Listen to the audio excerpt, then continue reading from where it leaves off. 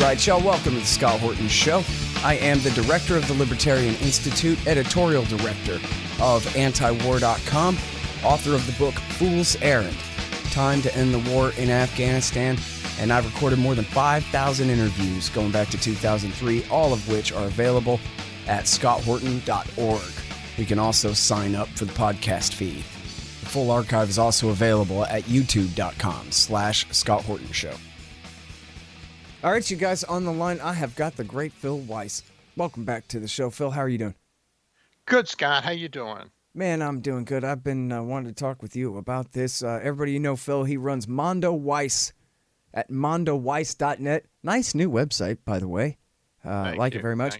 And it ain't just Phil, who is such a great writer, but he also has an entire stable of people worth reading over there. I don't know, a dozen or more or something. I don't know where he finds them all.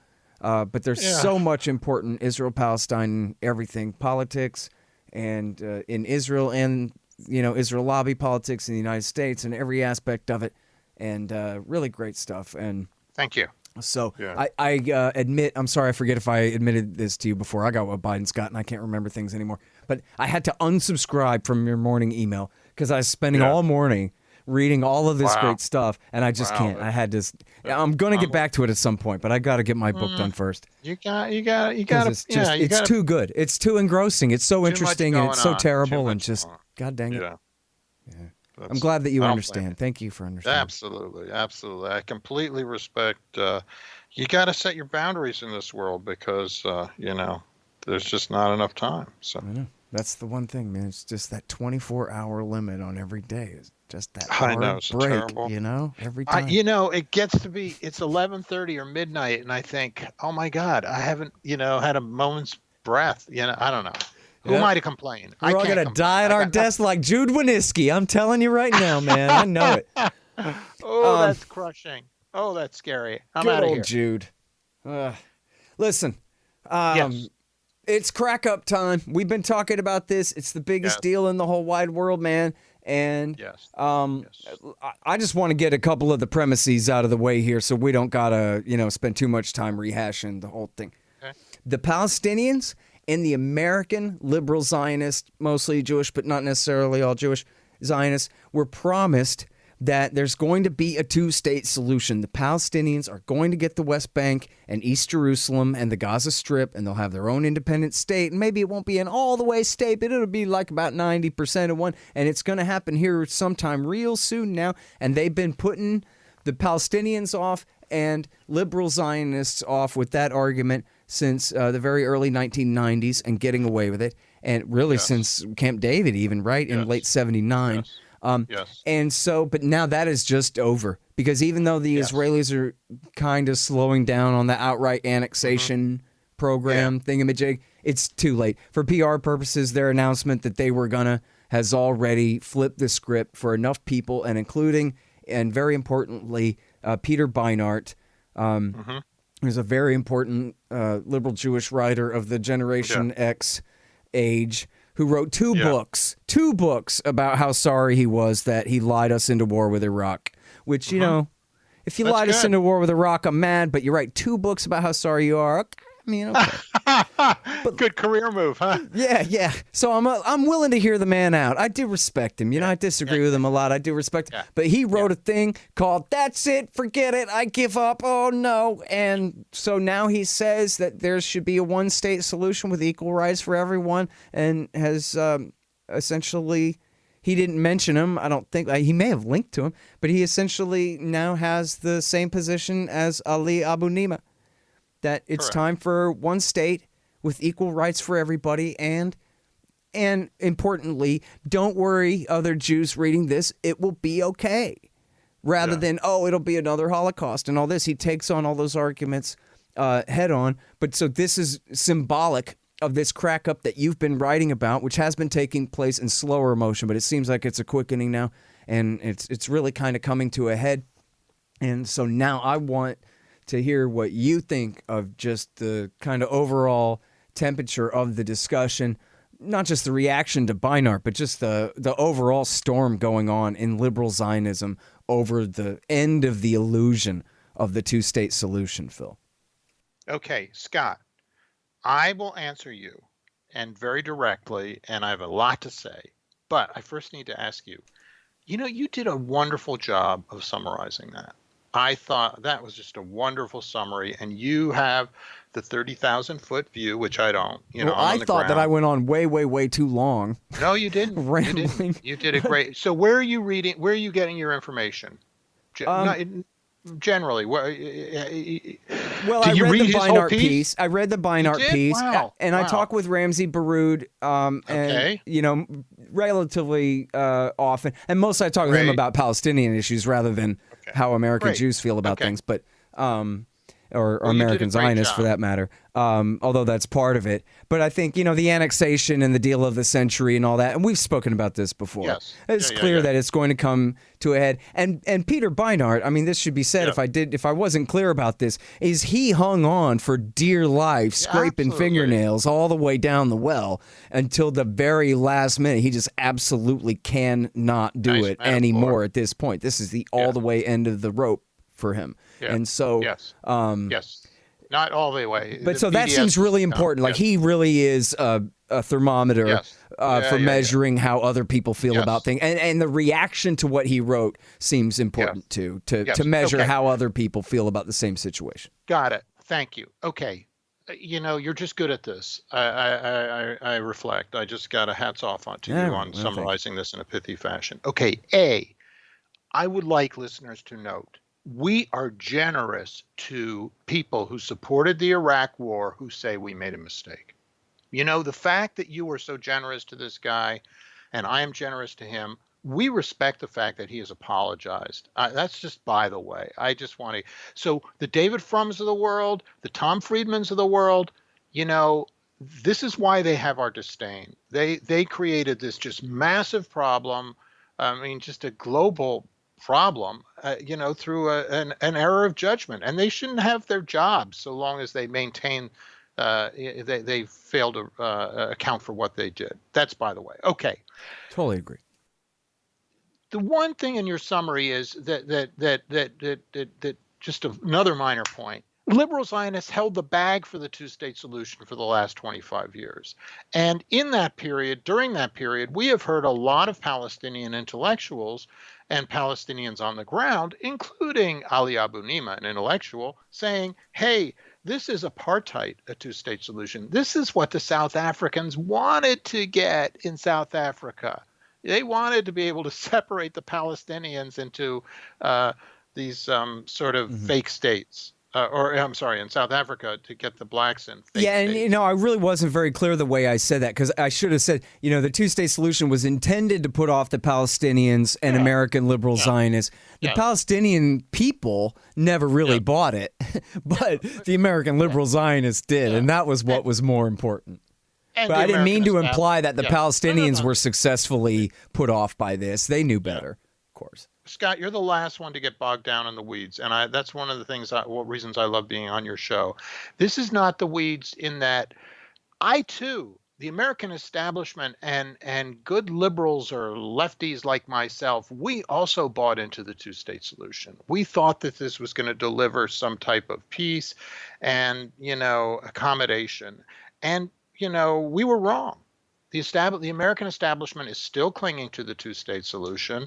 I happily gave up on it, 10 years ago or so. But God knows that, this was an article of faith in the American establishment and in foreign policy circles around the world that this is going to resolve it. And when Ali Abu Nima was saying 15 years ago, hey, it's one country. You can't separate these peoples at this point. And the Israeli settlement enterprise just reaffirms that fact. Liberal Zionists denied that belief, have continued to bludgeon people like Abu Nima, anyone who says this, for many years. And one of the good things about the Beinart collapse is that now he's getting bludgeoned by liberal Zionists. You can't say this, and so I think your overall summary is absolutely accurate. This is a great moment of crisis for liberal Zionism and indeed for Zionism.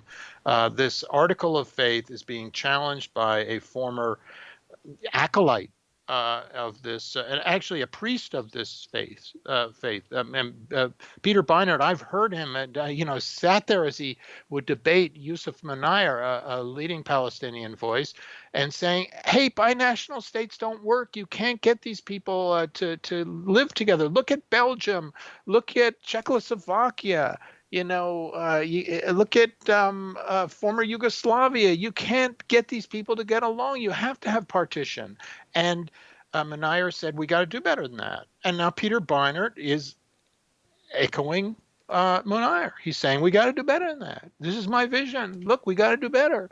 And one of the amazing things that's happened here, again, I think there are great revelations that are occurring around this, is that you have all these liberal Zionists saying, no, we need separation, separation, separation. The people can't get along. Separation. Very white citizens council from the Jim Crow South 50 and 60 years ago, including saying, hey, the Jews, the Israelis have too much money and the Palestinians are too poor. You can't mix these populations. So very right-wing conservative arguments in favor of separating these two populations. And here you have Peter Beinart actually being a good liberal. And I think it's a great moment in that, it's a horrible moment in that Palestinians have been saying this for a long time, completely ignored. I've been saying it for a long time as an anti-Zionist Jew, completely ignored. That's, we didn't choose to be in the establishment, so that's the price. But now you have an establishment figure who has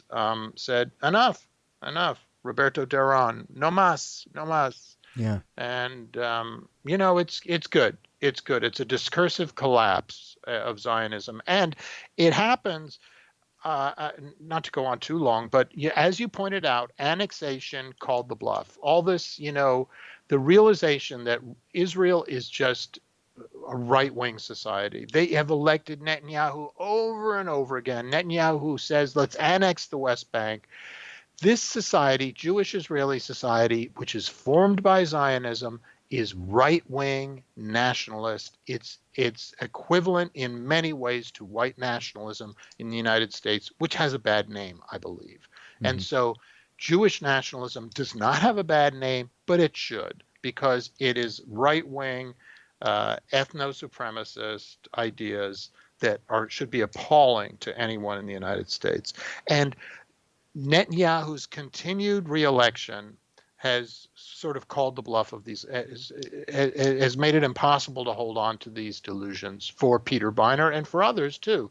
So you see that in these liberal Zionist organizations, a lot of their base, the street in these organizations, is now mutinying and saying, hey, leadership of these liberals, when are you going to do something? Israel ignores you. You've beseeched them for years. They laugh at you. When are you going to actually call for cutting aid? Scott, both of us harp on the fact that our country gives close to $4 billion a year to this country in military aid. No strings attached. So the ultimate question is, how does this affect U.S. policy? And how does it affect even the mainstream discourse? And it hasn't affected it much lately.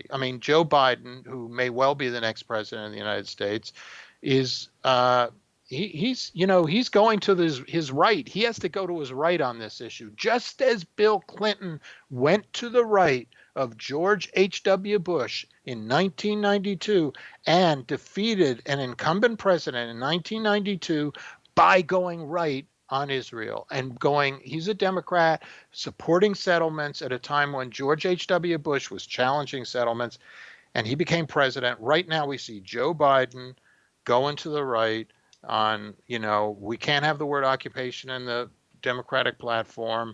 I am not going to get out Israel by Donald Trump. Certainly not in Florida, and certainly not for the donor class. So, which is, in fact, scientifically impossible, right? What could he possibly? What else could he? He's going to give them an aircraft carrier or two? Or... Yeah, maybe he would give them do they have nukes? Yeah, give them. Well, they do, and plenty of reason to believe they got H-bombs too. But and the nukes came from Lyndon Johnson, with his, it was on his watch many years ago. Yeah. So Hold on just 1 second. Be right back. So you're constantly buying things from Amazon.com. Well, that makes sense. They bring it right to your house. So what you do, though, is click through from the link in the right-hand margin at scotthorton.org, and I'll get a little bit of a kickback from Amazon's end of the sale. Won't cost you a thing. Nice little way to help support the show. Again, that's right there in the margin at scotthorton.org. Hey, y'all, check it out. The Libertarian Institute, that's me and my friends, have published 3 great books this year. First is No Quarter, The Ravings of William Norman Grigg. He was the best one of us.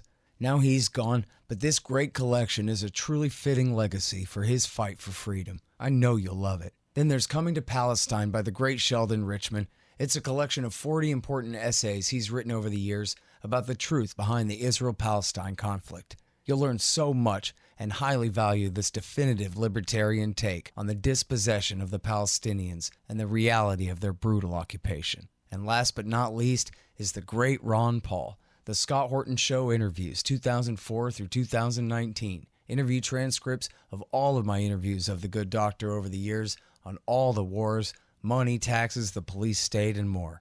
So how do you like that? Pretty good, right? Find them all at libertarianinstitute.org/books.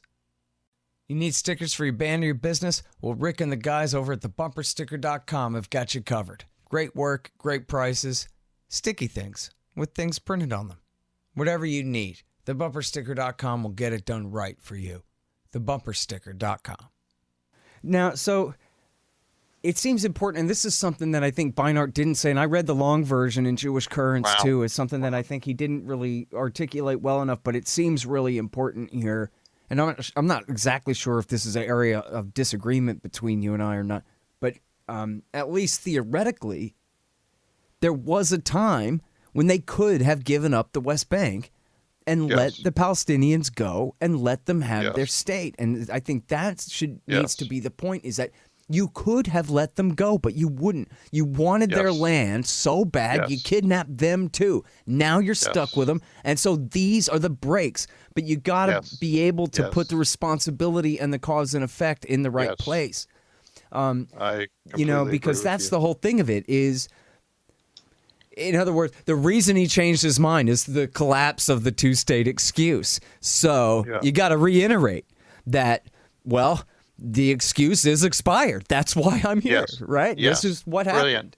Brilliant analysis. I completely agree with you. And let's review this. Let's review the fact that you have a quote-unquote intractable conflict between peoples. Yes, I regard it as an intractable. And what is the largest concession that occurs in this 100-year history of Palestinians refusing Zionist colonization of their land, as we would resist settler colonial colonization of our land? Immigrants coming in and taking our land, taking sovereignty. And what was the greatest concession in this long battle? It was in 1988 when the Palestinians said, guess what? We won't fight. We will take a state on 22% of the land. One of the most remarkable concessions in the history of world history, modern world history. Accepting you take more than three quarters of this land that we think is ours, and you can have your state and we'll have our state. And regardless of how full-throated that embrace was, it has been embraced again and again by Palestinian leadership, and these hubristic, entitled dicks, in Jerusalem and Tel Aviv thought, no, we want more. And the United States will support us. And they were correct, sadly, in the view that the United States would support them. But they could have taken the money and run. If they had accepted a Palestinian state back in the 90s, when this was supposed to happen, they would be in a far different place than they are now in terms of world opinion and where this is headed, and in terms of the BDS movement too. They would be able to buy off liberal opinion and say, hey, they have a state, Palestinians have a state, they have sovereignty, and no, they didn't accept it. They didn't accept it. They wanted more. And in terms of hubris, they just thought, hey, we can continue to take as much land as we want, and someday they'll get a little Bantustan and we'll call it a state. And guess what? It may have backfired on them. And that is a wonderful thing in my view. Yeah. Well, and back to the thing that I spaced out on earlier that I wanted to say was you brought up the election of 1992, and I wanted to mention to the audience that Phil has written at length about H.W. Bush and how he crossed the Israel lobby and how he blamed the Israel lobby for his loss and how there was real substance to that. And there was more to it than just Clinton attacked him from the right and it worked.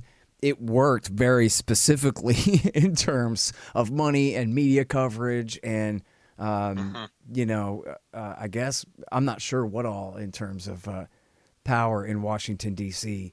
And in terms of evangelical support for Bush, which was turned against him, which DeLay later used against W. Bush, that you better back off Ariel Sharon, pal, or I'm going to tell the evangelicals that you're a lot more like your dad than we thought, and you don't want that. You have mentioned this to me before, and that's in your book, too. I think you have that in your book. Yeah. The Fool's Errand book. At least I have Powell back. Oh, I do. Yeah. I do. Yeah. Okay. So, because you told me that, and whoa, DeLay said that. I checked it out. And anyway, so let me just quote one. I got that from Mearsheimer and Walt. That's where people can find that is in the lobby. Okay. It's in the essay and in the book. Well, let's bring in another great writer. In addition, Tom Friedman has said, I can't stand the guy, but he said he's the best witness on this whole thing when he said a few years ago, George W. Bush said, because my father lost, we're not going to be out Israeled again. Right. And that's what he did in 2000. He got Sheldon Adelson behind him, and he shut down the peace negotiations that Bill Clinton had been undertaking, and it went against his own conscience, such as it is. I think George W. Bush actually believed in greater fairness here, and that's partly why he gave Condoleezza Rice her head, in 2006 or so, very late in the game, to do Annapolis, and nothing came of that. And Elliot Abrams went nuts, but that was against Powell's advice too. And Powell was saying, who was the Secretary of State and was General Powell and all of those things with all of that stature, and he was telling him, "Look, Bush, your approval rating is 1,000,000% now since September 11th happened on your watch." For some reason, people just love stuff like that, I guess. Anyway, they love you, and you can now do whatever you want. And so this is the time. We've got to get the Israelis to give up the West Bank. It's such a major cause of Arab animosity against the American people. Among the regimes we want to obey us, and among the civilians who join terrorist groups to slaughter our civilians. This is a real problem. And Bush said, okay, pal, let's do it. And then said, okay, Tom DeLay and Ariel Sharon, sorry for offending you. I didn't mean it. And told Powell to back down, and that was it. It was over. Is that in your book? Yeah. That is. Yeah, the Powell part is in the book. Okay. Thank you. Because I didn't know that. But, it's true and obvious. That this is something that has hurt America across the world and in the Middle East. I'm looking it up in your book right now. So the question, I don't take much, Ali Abu Nima said this week, Palestinians don't care what Peter Beinart, his shift. He's being a little dismissive, but it goes to the point that this is it still is inside Jewish baseball, inside the Zionist community. This is a major betrayal. And how long before it resonates in the mainstream, I don't know. Liberal organizations, Zionist organizations like J Street, Peace Now, are doing everything they can to shut Beinart down and say, hey, this is meaningless. We disagree. Israel Policy Forum. We believe in separation. So it's still the canary in the coal mine, kind of. Right. It's page 10, by the way. Bottom of page 10. I'm looking at it. I just found it same time. Yeah. Wow, that's good. Okay. Control F. Great. It does wonders for you, when you need stuff. So let me see. There was a thing that I was going to bring up. Go ahead. I got to ask you. What about the fact that annexation didn't happen July 1st? What do you take from that? Netanyahu said we're going to start annexing July 1st. Nothing has happened. The reports from the Israeli media are that They can't get Trump on the phone right now. They can't do it without Trump's backing, and Trump is not, he's got a lot of other things on his plate right now. And the Israelis just will not take a move without the green light from Washington. And there's some suggestion that the Trump administration itself is split over this, with the Jared Kushner wing being moderate and on the question, relatively moderate, and David Friedman, the ambassador to Israel, wanting to go full speed ahead. Yeah, in Bolton's book, I guess the reports were, I hadn't read the whole thing, but the reports were that Jared Kushner prevented Netanyahu from talking to Trump when Trump was planning on meeting with Javad Zarif. And he thought that was unseemly, that a foreign leader would tell Trump who to meet with or not when it comes to other foreign leaders. I thought, all right. Good for old, I thought the entire reason he was there was to protect Israel's interests, this kid. But good old Jared Kushner standing up to Netanyahu. How do you like that? Just a little bit. Just a little bit. Kushner, who fired me, 15 years ago or whatever over these issues. Oh, yeah. Even he has a line. I just got to say, Scott, you have a hard job. You told me you're reading Bolton's book. You told me you read all of Peter Beinart's essay, 7,000 words. That's hard work. So, I'm way behind on a lot of things. So if that makes you feel any better. Okay. No, and Sheldon's book is coming out. And you know what? Let me segue into Sheldon's book then. We talked about this just before the show. My partner at the Libertarian Institute, of course, the great Sheldon Richman, and his previous book is Coming to Palestine, a collection of his essays all about Israel and Palestine and why he's a one-state equal rights guy himself, raised Zionist and now no longer. And I know you've read that great book. And his new book is called What Social Animals Owe to Each Other, and it might be out by the time people hear this. I'm not sure. It should be very soon. It'll be coming out here at the Libertarian Institute. We'll be publishing it. And it's a collection of essays from going back 30 years or however long, 25 years or something, just about libertarianism and about how individualism and liberty works. And, I'm not trying to convert you to libertarianism and individualism necessarily as a philosophy right here, right now, but I'm just saying that his point of view, I think, is a very powerful one. And it seems to me like it holds a lot of instruction for the Israel-Palestine situation now, too, where when even Peter Beinart says we have to reimagine Zionism to mean that, well, Jews can live in the Middle East. They don't necessarily have to have a Jewish state. That, you know what? That's really right.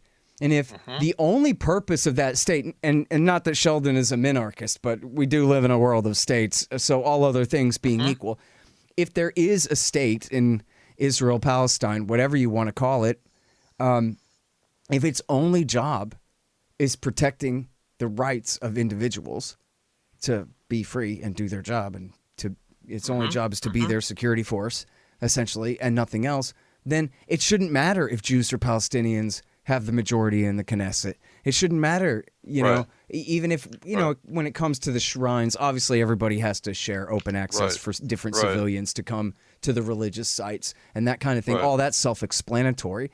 And then nothing else should really be anything to fight about, what the textbooks say or anything else. Let people work that out on their own. Write your own damn textbook. Read whichever one you want. And so liberty is the solution to problems here in our society and for Israel and Palestine, too. Forget all this ancient tribal stuff. It's not about Jews and Palestinians. If anything, it's civilians versus their government. That should be the real way that everybody looks at it, I think. And then in fact, from the Israelis' point of view, if they would really scale back their state, then they wouldn't have to worry so much about if Palestinians took control of it, right? It's like Jacob Hornberger likes to joke about, like, oh, no, what if the Russians took over America and then created the IRS and Homeland Security and all of these things that we already have? These terrible tyrannies that we already suffer under, That's funny.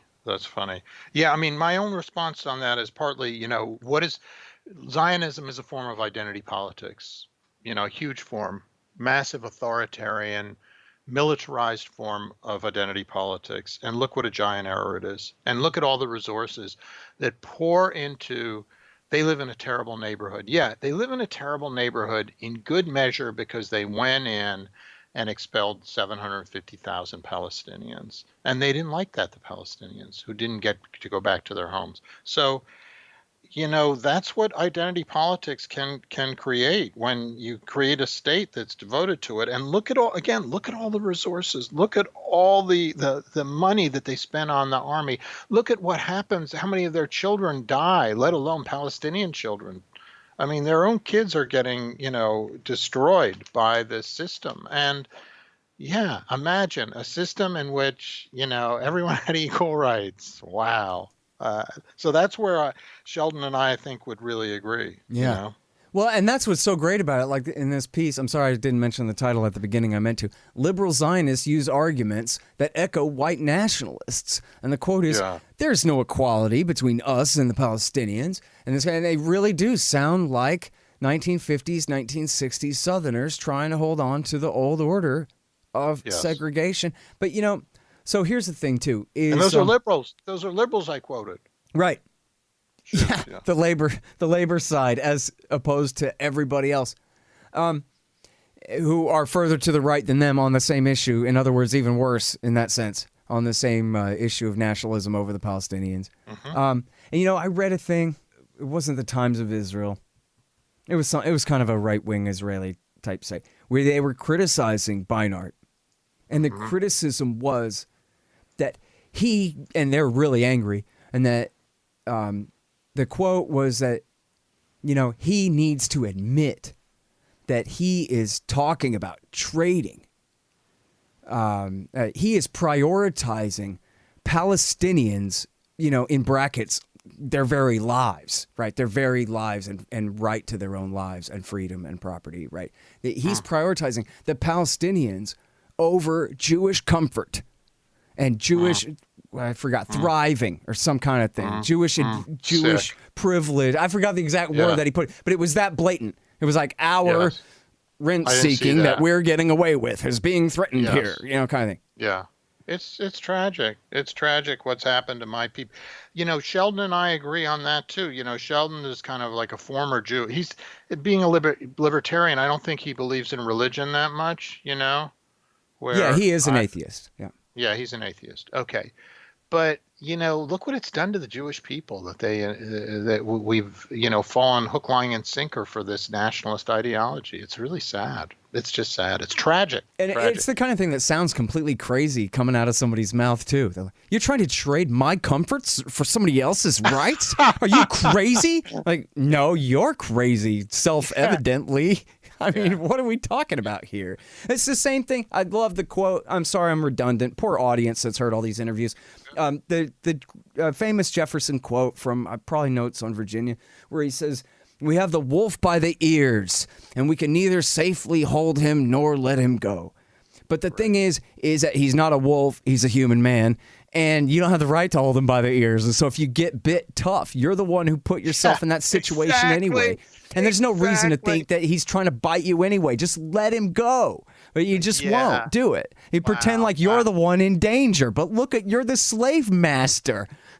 know? That's good, Scott. You're good. You can say that again and again when you're talking to me because I like it. Yeah, man. All right, so one more thing is this, man. Yeah. And I'm really not sure what to think about this, Phil. But it's something that the way that Beinart puts it, and as seriously as he takes it, really made me think about it again. That he says that he knows that outright apartheid, as in annexation, 2 states off the table, tiny Bantustans with no independence or power, and just total occupation and subjugation, that won't work. He knows it won't work. Everyone knows it won't work. You're talking about half the population of Israel at that point. With no rights whatsoever. And he says that he doesn't even think that that's what anyone has in mind. He thinks that what it'll obviously come to is expulsion. That once they're done stealing the land, that then out come the boxcars and ship them all off to the east for Lebensraum. Yeah. And that this would be absolute hell on earth. And that is what he is trying to stave off, is a trail of tears here, rather than permanent apartheid. He's, obviously expulsion in his view being even worse. And so I wonder if you think that I have to say, that sounds right to me. And that's why for a long time I was kind of a two-state guy. It wasn't anything about just right and wrong. It was a utilitarian thing that I just thought the Israelis will kill you all before they give you equal rights. Or they will expel you all and watch and laugh as you drown in the Jordan River before they give you equal rights. Maybe don't push them. I don't know. But I wonder what you think about that. I think that Beinart knows Israeli society and knows how right-wing it is and knows how racist this society has become and knows what Zionism has done to the Jewish people. He's going to get there. He hasn't said some of these things. He's still a Zionist. I'm adhering to this and that, He's not for BDS yet. He's going to have to be, because he is describing a society that is really tough and brutal and not that appealing. And that is the large block of right-wing Israeli society, which keeps, as I say, re-electing Netanyahu. He knows that. And those people believe in that kind of thing, happily pushing these people into Jordan. So you think that is a real danger? Yeah, it is a real danger. And Scott, I'm ashamed to admit it. I have to go find that now in Beinart's piece, because I should do a piece about that. It's a brilliant spot. If that's his motivation, rather than just apartheid's bad enough. Yeah, ethnic cleansing. They've done it before. They've been doing it all the time, slow ethnic cleansing. Yeah. So, well, the objection is, how could they do that? That's just so crazy and such a bridge too far. But I'm thinking, you know what? I don't know. Sink a couple American boats in the Far East, and then while nobody's looking, do whatever you want. Well, Scott, I see my. I see. I'm not saying the Israelis would sink American boats, but I'm just saying wait till something happens. Yeah, something big happens somewhere else. Yeah, yeah. Grab the distraction. They've done it before. I have to read that Beinart piece more closely. Oh man, I'm sorry, because it's like 7,000 words long. Yeah, I know. I know. But So okay, so back then to the beginning. Is this a real bellwether? This is. Waves of panic, or it's just, one waves more guy who's kind of seen the light? I'm an optimist. Zionism is collapsing from within. All the attacks from outside don't matter. Jews are seen as the special pleaders here. Mm-hmm. We have our lobby. We have our special place in American society and in world opinion because of the Holocaust. We are granted special rights from that. I understand why that happened, and yet now even the Jews are turning on Zionism, and that will give other people permission to turn on Zionism. Well, then, so back to Joe Biden, the self-proclaimed more Zionist than anybody's ever met, or whatever it is, and trying to outflank even Trump, who recognized the seizure of the Golan and moved the embassy to Jerusalem and has this crazy deal of the century and all that. But also not just Biden, but then his party. And the entire progressive is at half or 2/3 of the party. The entire left half of American politics has really been radicalized. Everybody's moved a couple of clicks to the left over there. Yeah. So there's a real crack up that, unfortunately, because of the virus and everything, we're not probably going to be able to get to see it really play out in a street fight at the convention. But but it is a real problem inside the Democratic Party at this point, isn't it? Yeah. I think the base is going to rebel on this question. I hope they do. I mean, the party leadership is trying to say, no, we're staying right on Israel. And the base is saying, no way. And let's have the fight out. Right now, Biden is riding roughshod over them. He'll talk about immigration. He'll talk about climate change. He'll talk about minimum wage, talk about Medicare for all. I'll deal with you, Sandersites. We ain't talking about Israel. So that you're getting too close to the crown jewels of the Democratic Party. Right. All right, man. And I know you got to go. So everybody, that, of course, is the great Phil Weiss. Thank you very much again for your time on the show, Phil. See you soon. Appreciate it. And this article is Liberal Zionists Use Arguments That Echo White Nationalists. The Scott Horton Show, Anti-War Radio, can be heard on KPFK 90.7 FM in LA, APSradio.com, antiwar.com, scotthorton.org, and libertarianinstitute.org.